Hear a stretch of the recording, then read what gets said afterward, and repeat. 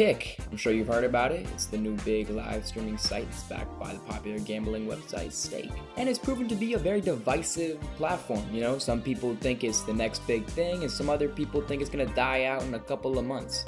So I looked over Twitter to see what the people actually think about Kick, because we all know that the only people's opinions that matter are those on Twitter. Alright, so here we go. Okay, so our first tweet comes from Dexerto, and it says, Kick makes Twitch money. Pokimane on Kick versus Twitch. And then shows this clip. You don't understand that Kick makes Twitch money. Like, Kick is using Twitch's services. And if Twitch really wanted, they could just stop giving these services to Kick. Well, AWS is Amazon and Twitch is Amazon, so in a way it is.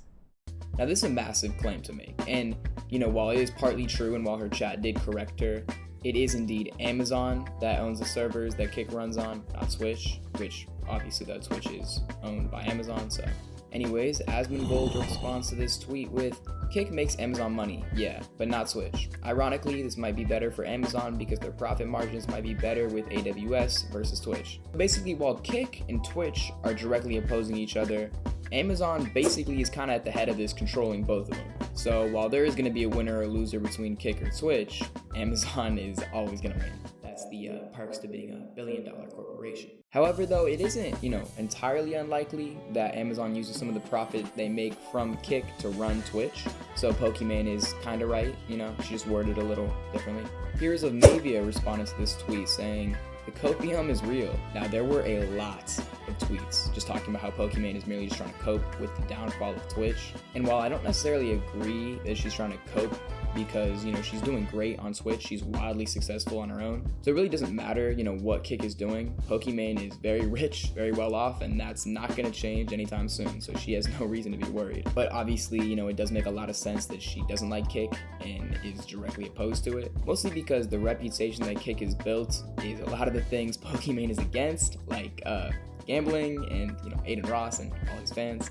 But it could also make sense why she can't speak positively on Kick, because she is contracted by Twitch, which we'll get into with this next tweet. Okay, and I just want to focus on the second half of this tweet. So Hydration says, Pokey, just my interpretation, I think, is trying to downplay the impact Kick is having on Twitch right now, and Twitch's horrible reactions and current rollout of policy to a current competitor split. I don't think she really wants to or could speak out towards Twitch. So I agree that with how strict and controlling Twitch would be, it wouldn't be too out there to assume they said, you can't speak positively of our competitor. And even if they didn't say that, it's just kind of a bad look to be contracted by somebody and speaking good on the rival platform. So I get why she's not doing it. But like I said, I really don't think that's the reason. I think it's just more of Kick is just really everything that Pokimane hates wrapped into one. Okay, this next tweet comes from Kick themselves. 24/7 live chat support is now available for all verified users.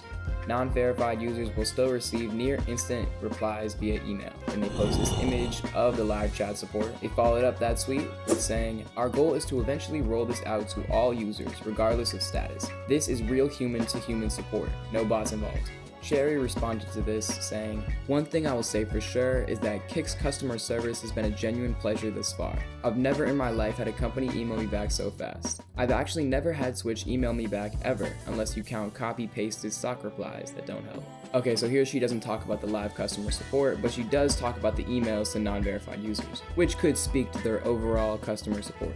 So Twitch is famously known for sending bot emails and being very unresponsive to things, like banning people and giving no reason, even, 3 years later. And also, this person is not that big of a user. Like I said earlier, she's not verified, but Kick still emailed her back with a real human response. So it's just very promising to see Kick showing actual care to respond to their streamers. Maz responded to this saying, holy, every streaming platform in general need a more reliable / direct support like this. Great play. So yeah, this is an amazing feature for streaming platforms, as a lot of times they require the help of a real person and not a robot. However, this might just be possible because of Kick's smaller relative size to Twitch, and Rokiki points that out, saying, Kick is, at the moment, a platform with not many users, so the support is very good. Let's see what will happen when it will gain a big player status. I pray that it will stay the same way. Now, this is a great point and something that I've thought about a lot. is that since Kick is so much smaller compared to YouTube and Twitch and other big streaming platforms right now, it's able to provide like personalized care for its streamers. But what happens when it becomes so big that there's not enough real people to help with that personalized care? And then this either leads to them needing to hire more employees, which, you know, is very costly, or they switch over to automated responses like YouTube and Twitch. So overall, I mean, it's a good thing they're trying to do this. Their intentions are in the right place. I just don't know how long it can last. All right, this next tweet again comes from Dexterza. They tweet out, XQC and Trainwrecks discussed Adin Ross after he signed a Kick. And then they shared this clip. I've tried to work with Adin in the past like year, and he's a little bit unhinged, okay? And I genuinely think it's a problem. And I think us being blind to it is fucking stupid. I think some of that shit needs to get 100% fleshed out for things to regain legitimacy. And if that means that it has to be like, I don't know. I'm not gonna be that guy. I just hope that that we can work with Adin on fixing some of this shit. We can. Adin understands. You know, I've talked to him. He understands, you know, where he's being toxic and where he's being edgy. He gets it. You know, he wants to move away from that himself. Like, you know, he wants to do the content he does, but he wants to move away from the bullshit. And I think people like you and I can lead him in that direction, you know, as friends. So, I mean, it is interesting to see XQC coming onto Kick and, you know, recognizing Adin's wild nature and that it gives Kick a bad reputation, which at the moment is really the only thing holding Kick back from being universally loved. But XQC is really showing that he cares about Kick as a whole platform and that he didn't just come over there for a paycheck. You know, he really wants to see the whole platform succeed. All right, so Alex replied to this tweet. Train acting like Adin is a child. Lol. He's a grown man. He doesn't need your guidance. He needs to stop choosing to be a lunatic. Alright, so Train, the way he speaks here, he kind of does talk about himself as more of like a mentor figure to Adin, somebody that can help him and help him learn to be better, you know, set him down the right path type stuff. And while it might say something that a 20-year-old man needs guidance on how to act properly in the real world, it nonetheless is a good thing for Train to be teaching him how to be a better person. You know, just because you're an adult doesn't necessarily mean you don't still need guidance and support. Alright, this next tweet comes from Kick. He tweeted, "Welcome to the Kick family, XQC." Now, this was really big and shocked a ton of people because I don't know if y'all know this, XQC was, and I guess still is, Twitch's #1 streamer. And I say still is because he can still be a Twitch streamer. We'll get into that in a second. Alright, so Jello Bleedo responded with, "Please tell me you're not buying big name streamers. Same thing Mixer did and they went under. I'm hoping you guys got it under control though. Competition is what is needed in the streaming world. Tired of one company being on top. I have faith in you guys." So yeah, so Mixer bought Ninja, and then, I mean, almost immediately after, I'm pretty sure they shut down, actually. They're done. But I think Kick is definitely taking a different approach, as, you know, to my knowledge, Mixer only bought Ninja, but, you know, as you've seen, like, Kick is buying, you know, a ton of streamers from Adin Ross, you know, they got Amaranth on there, you know, I mean, what more do you need, you know what I mean? So the money that Kick has, because they're backed by Stake, basically makes it so they could just do whatever the fuck they want, spend as much money as they want, and they're not gonna go under. And of course, with buying multiple streamers, they bring multiple fan bases, which, you know, is multiple viewers, a lot more viewers than just one person's fan base, which, you know, in my opinion, basically ensures that Kick is gonna stay alive and stay around for a long time. All right, so Be Serious responded to this with $100 million, 2 years, non-exclusive. And then Lucas Timothy responded to that with, "Nope," which is absolutely crazy, especially for the amount of money. Now, like I said earlier, I mean, Kick is very well off because of the backing from Stake. But I mean, it's still just crazy to think about that they can throw this much money at one person when this doesn't even take into account all the other money they're spending on the other streamers they brought over to Kick.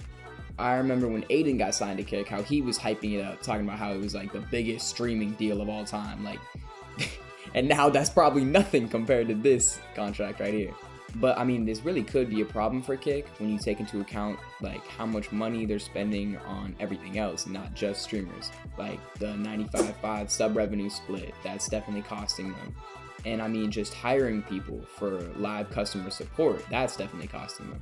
And you know, while Stake is bringing that money in, I'm sure it's really just a matter of time before Kick runs out of money. Like, I don't see how they could be this profitable and be making a profit off of the amount of money that they're spending. Now, this is great for the viewers and the streamers. You know, streamers are getting more money, they're getting more support. You know, viewers are getting a better platform to watch their favorite streamers on. But it's really just a problem for Kick themselves, you know?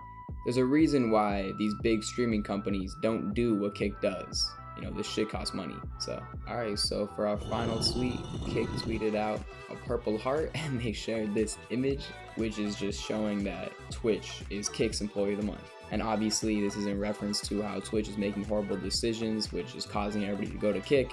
So basically Twitch is doing Kick's job for them. Alright, so Zeus Woody responds to this with, I haven't streamed on Kick yet, but man, are they ruthless for this one. Which Menace2Tacos responds with, but also not entirely wrong. Recently feels like Twitch is pushing people away. So like I said, Twitch has been rolling out bad update after bad update. You know, they permanently banned some of the site's most popular creators for stupid reasons.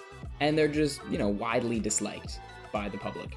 So obviously, if a new streaming website is going to come up, people are going to be quick to jump on that. Nobody wants to stay on Twitch. It's just really the only option. You know, it's better than YouTube live streaming. So, and Kick's marketing team is just having a field day with this, especially that guy that runs their Twitter. I know he's getting paid a fortune for some of those tweets.